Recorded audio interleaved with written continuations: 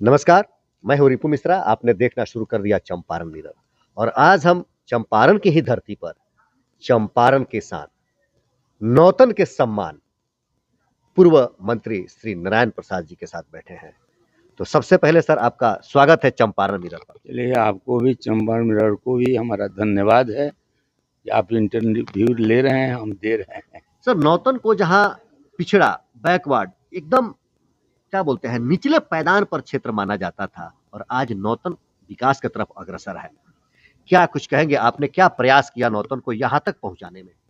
देखिए, सबसे पहले हम नौतन के वासी हैं और यहाँ के वासी होने का नाता हमारा कर्तव्य था कि यहाँ की जनता को सेवा करना। हम तो मैंने जमींदार परिवार से आते हैं जी, लेकिन देखा हमने कि प्रशासन के माध्यम से लोगों को विभिन्न तरह से तंग किया जाता है। जमींदार लोग भी तंग करते थे लोगों को। काफी रैयत जो लोग हैं जमींदारों से नाखुश होते थे।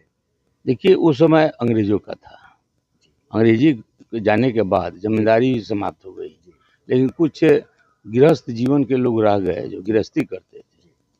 उसी परिवार से हम बिलोंग करते हैं और हमारे पिताजी की हत्या 1971 में हुई। हत्या हुई? जी हाँ, हत्या हुई तो हम उस समय मैट्रिक में थे। हमको अजीब लगा, बड़ी संकटमय जिंदगी से हम लोग गुजरे हैं, दो भाई हैं, और उस संकट से हम संघर्ष करते हुए शासन प्रशासन से हमने अपने फादर के केस को ट्रायल में लाने के लिए हर संभव कोशिश किया। जो हमने मैंने प्रशासन के माध्यम से जो तकलीफें झेली वो आज भी हमारे दिमाग में बैठा हुआ है। मतलब प्रशासन की तकलीफें और प्रशासन की रवैया ने आपको मजबूर किया जन सेवा करने के लिए? जी हाँ, जन सेवा करने के लिए मजबूर किया। जन सेवा नहीं, हमारी विचार थी कि लोगों को तकलीफों को कैसे हल किया जाए। हमारे साथ तो घटना घट गई, लेकिन लोगों के साथ ऐसी घटना घटती है तो उनको हिम्मत दें, ऐसी काम करें जिससे उनकी ताकत को बढ़े और क्राइम करने वाले को मैंने जिंदगी में तबाह हो जाए। मतलब एक क्रांतिकारी परिवर्तन आपने नौतन में लाया। जी हाँ, उसके साथ हम गृहस्थ परिवार के थे। गृहस्थी का जो स्थिति उस समय थी कि डीजल के लिए भी हम लोगों को लाइन लगाना पड़ता था। गैस के लिए, जी हाँ, खाद के लिए भी मिलता नहीं था। खाद आता थे तो ब्लैकमेल में मिलता था। तो इस सब कठिनाइयों को हमने झेला है।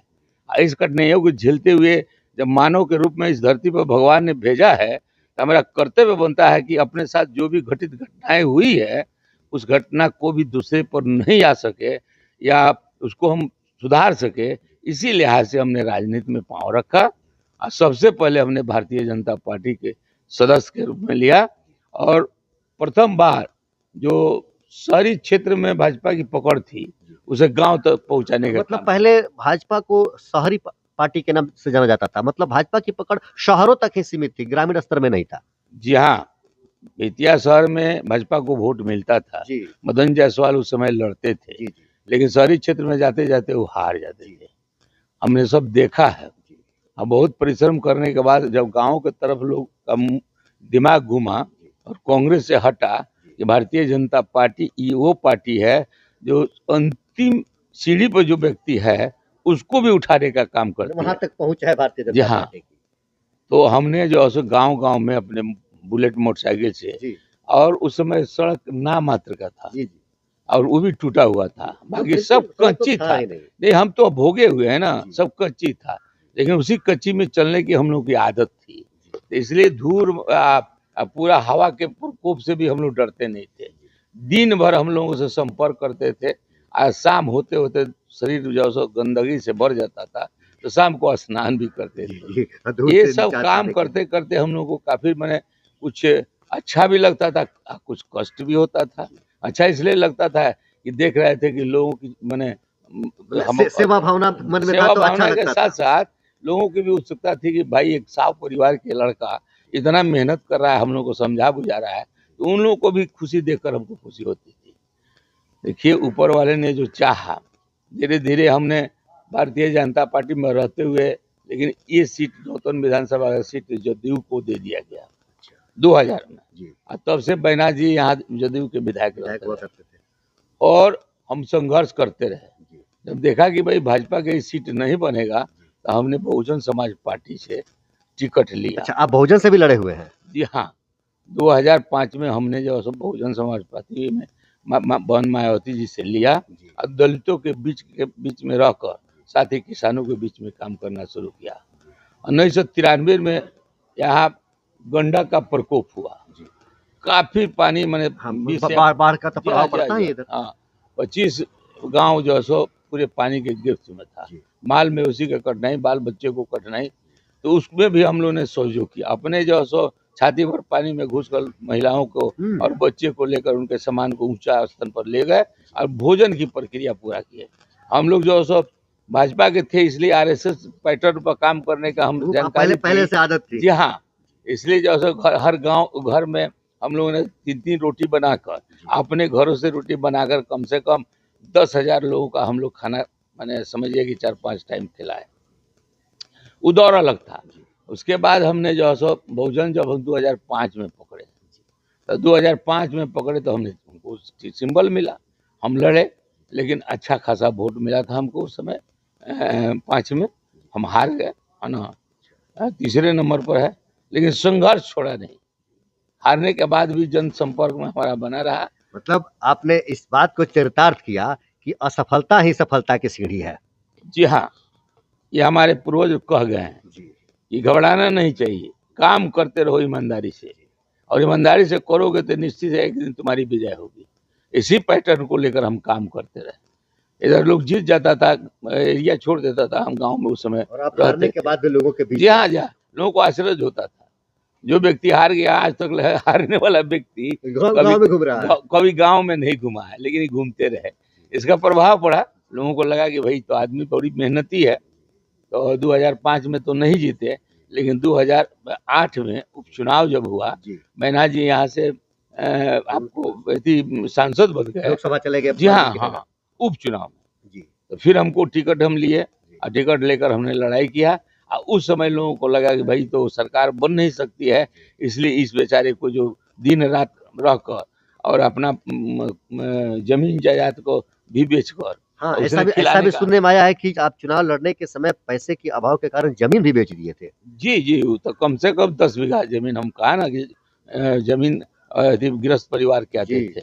उस समय हमारा पूछने वाला कोई नहीं था, माँ भी थी तो हमको बड़ा सहानुभूति दे देती। पिताजी के नहीं रहने पर तो माँ का स्वभाव है कि अपने पुत्र को जो सो देखना चाहती है, अच्छी तरह रखने। तो उस समय जो सो हमने किया था, इसका फल हमको 2008 में लोगों ने दिया। कहा कि चलिए उपचुनाव सरकार बनने बिगड़ने की नहीं है, इसलिए अब इसको हम लोग विधायक बना दें। 2008 में पहला बार आप नौतन के विधायक। जी हाँ। उसके बाद से फिर हम लोग भाजपा वाले लोग कहे कि आ जाइए पार्टी में, हम आपको टिकट देते हैं।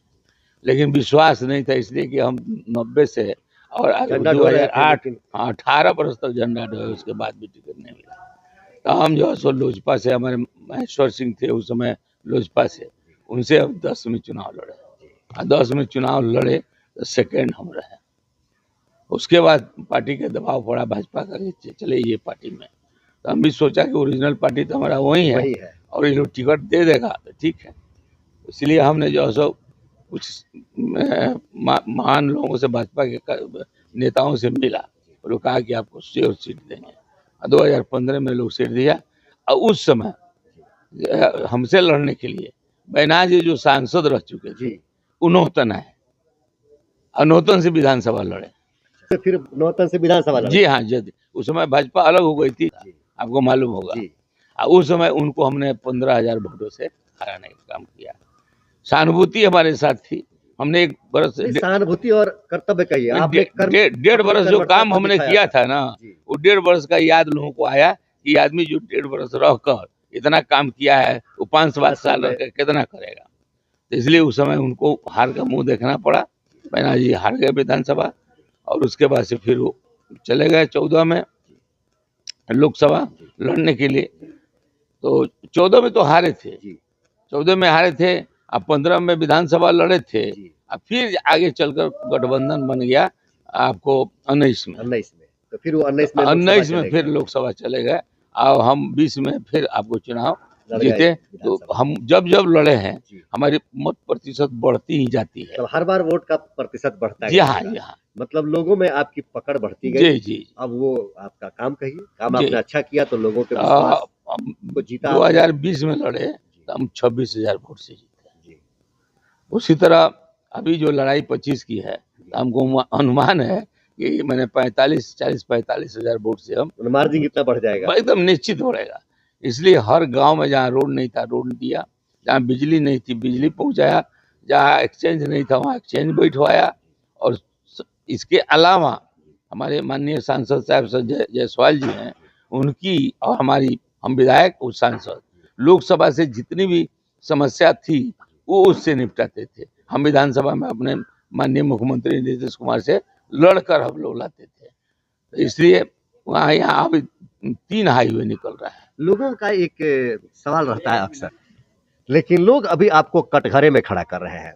कुछ लोगों का कहना है कि सर, अक्सर लोगों के बीच में अब कम रह रहे हैं और नौतन के लिए कुछ विशेष योजना उन्होंने नहीं दिया। क्या-क्या आपने नौतन को दिया है, आप दर्शकों को बताएं। देखिए, सबसे पहले तो विधायक रहते हुए हमने हर एक गांव का चिन्हित करके उसको जो है सो सर्वे करा के रोड बनाने का काम किया प्रथम। दूसरा, बिजली जिस गांव में नहीं था हमने जो है सो विभाग से लड़कर वहाँ बिजली पहुंचाने का काम किया। अभी 2 एक्सचेंज थे नौतन और बहरिया में। तीसरा एक्सचेंज हमने जगदीशपुर में खुलवाया और चौथा एक्सचेंज जो है सो हम आपको पटजिरवा में खुलवाने जा रहे हैं। तो 4 तरफ एक प्रखंड में 2-2 मतलब संचार के क्षेत्र में आपने बेहतर किया। जी, जी। उसके अलावा जब पर्यटन मंत्री बने जी, तो सबसे पहले इस जिला को हमने दिया, सो सुन लीजिए। सबसे पहले तो अपने क्षेत्र में पटजिरवा माई स्थान का 7 करोड़ का उसका एस्टिमेट देकर हमने चारों तरफ 4 दीवारी खिंचवा के अब बच्चे बच्चियों की शादी करने के लिए दोनों तरफ मकान बनवाया और माँ दुर्गा का मंदिर बनवाया, गेट बनवाया और सौंदर्यीकरण किया। उसी तरह अपने नौतन विधानसभा में खड्डा, यानी दोनों प्रखंड में एक एक माँ दुर्गा का जो मंदिर था उसे हमने जो सो 7-7 करोड़ रुपया देकर उसको बनाने का काम। लोग कहते हैं कि वह धार्मिक कार्यों में आपने पैसे को फंसा दिया, उससे सरकार को क्या रेवेन्यू जनरेट होता है, इसकी कुछ जानकारी नहीं मिलती है। देखिए, हम पर्यटन मंत्री थे, अब पर्यटन के दिशा में हमको काम करना था, तो मौका जब मिला तो अपने जिलों को भी देने के लिए हम चाहा और जिलों को दिया भी। जैसे दुर्गा मंदिर है उसको हमने जो सौंदर्यीकरण कराया। आपको अम्मोआ मन है, आज तक आप बिहार में देख लीजिए, गोवा के बाद उसी का स्थान आता है। लेकिन लोग कहते हैं कि उन जगहों पर पैसा फंस गया, उस तरह से वहां पर सैलानी नहीं आते हैं, पर्यटकों की संख्या अपने चंपारण में नहीं आ रही है, तो उससे रेवेन्यू नहीं मिल रहा है। अरे आप देखे नहीं है, जाकर देख लीजिए, फोटोग्राफी कर लीजिए। अम्मोआ मन में कितना पर्यटक आ रहे हैं और बहुत अच्छा इनकम है वहाँ का। रह गया है धार्मिक जो स्थान है, यहाँ के लोकल में लोग जाता है, लेकिन धीरे धीरे हम चाहते थे कि विस्तृत करें। जैसे कालीबाग मंदिर है, रोड का रास्ता है, अभी देख लीजिए, मान लीजिए ना हमारे सांसद साहब के मेल से 3 हाईवे, एक कुशीनगर से पटजिरवा स्थान, वो 11-11.5 किलोमीटर है पुल का, उसका 3200 उसका बजट है। एक गोरखपुर से सिलीगुड़ी, उसका भी नापी हो गया सेंट्रल गवर्नमेंट का, वो भी बनने जा रहा है। 6 लेन हो जाएगा गोरखपुर से नौतन होते हुए आपको सिलीगुड़ी। और तीसरा है, अभी काम भी शुरू हो गया है, पटना से कठैया नौतन होते हुए और आपको जाकर जोगापट्टी में वहाँ बगहा में जाकर मिलेगा हाईवे, 4 लेन है। इसका काम हो रहा है, वहाँ पुल हम देखा कि निर्माण काम शुरू हो गया है, तो इसका भी मैपिंग है, सब हो रहा है। और उसके अलावा कोई ऐसा जगह नहीं है जहाँ हमारी रोड मैंने काम नहीं हो, जहाँ बोर्ड नहीं हो। लोगों का कहना होता है, अक्सर लोग कहते हैं और इस तरह के सवाल भी लोग उठाते हैं कि एक विधायक का मुख्य कार्य सड़क और पुल पुलिया नहीं होना चाहिए। वह तो प्रधानमंत्री सड़क योजना से, मुख्यमंत्री सड़क योजना से बन ही रहा है। विधायक का कुछ विशेष वर्क होना चाहिए। हम विधायकों का चुनाव क्यों करते हैं? क्या सिर्फ पुल पुलिया के लिए? देखिए, पुल आप तो जानते हैं ना, सड़क के बिना कहीं आना जाना संभव नहीं है। बिजली बिना जो लड़के पढ़ने में दिक्कत है, ये विधायकों का कर्तव्य है, जैसे और सब विधायक है। तो वो लोग सर्वे नहीं कराता है, हम अपने टीम को बुलाकर सर्वे कराकर एस्टिमेट बनवा के और प्रशासन शासन के यहाँ भेज देते हैं, ताकि जो भी सरकार देती है पूरे बिहार को, वो जो जाता है आपका एस्टिमेट उसको पहले प्राप्त होता है। इसलिए हमारे नौतन विधानसभा सबसे आगे है। बिजली के मामला में सबसे पहले बिजली का काम हमने कराया, और भी प्रखंडों में होता है वहाँ प्रतिनिधि ध्यान नहीं देते हैं, और हमने ध्यान दिया। तो आज ये स्थिति है कि हर गांव के हर घर में बिजली चली गई है। दूसरा तीसरा है एग्रीकल्चर में भी जो भी आता है सरकार देती है, उसको हम लोग जिला से लेके और क्षेत्रों में पहुंचाते हैं, लोगों को जानकारी देते हैं। प्रधानमंत्री आवास हो या ये आपको मालूम होना चाहिए, पहले गैस लेने के लिए हम लोगों को नंबर लगाना पड़ता था। आज गरीबों के यहाँ वहां चला जाता है, उसके घर पर जा रहा है सिलेंडर। हमारे माननीय प्रधानमंत्री का जो कार्य है गरीबों तक पहुंचना है, उस कार्य को बखूबी हम लोग निभा रहे हैं। प्रधानमंत्री तो केंद्र में करते हैं, लेकिन गांव में तो हम लोग रहते हैं, इसलिए गांव वासी को भी हम लोग ठीक कर रहे हैं। लॉ एंड ऑर्डर उस पर भी कंट्रोलिंग है, यहाँ कोई भी क्राइम नहीं होता है। अरे आपसी विवाद हो गया तो कोई बारी करनी अलग चीज है, वो जमीनी विवाद है, वो भी जमीनी विवाद के लिए हमारे माननीय मुख्यमंत्री जी ने राजस्व मंत्री को जिम्मा दिया कि इसको भी जमीन वाला मामला भी खत्म कर दिया जाए, तो क्राइम में बहुत कंट्रोल हो जाएगा। लेकिन अफसरशाही बढ़ गई है। देखिए एक बात मानना पड़ेगा कि अभी पहले जो समय था उस समय लोग डरता था, आज पैसा कमाने के लिए बाहर के लोग आते हैं। इसका दोष उनको हम क्यों दें, अपने लोगों को भी दोष देंगे। ये बीच में दलाली का काम करते हैं। हमने कहा कि वैसे दलालों को तो पकड़वाओ। आज जो अफसर काम ईमानदारी से नहीं कर रहा है, तुम नियम से नहीं चल रहा है, तो हमको बताओ।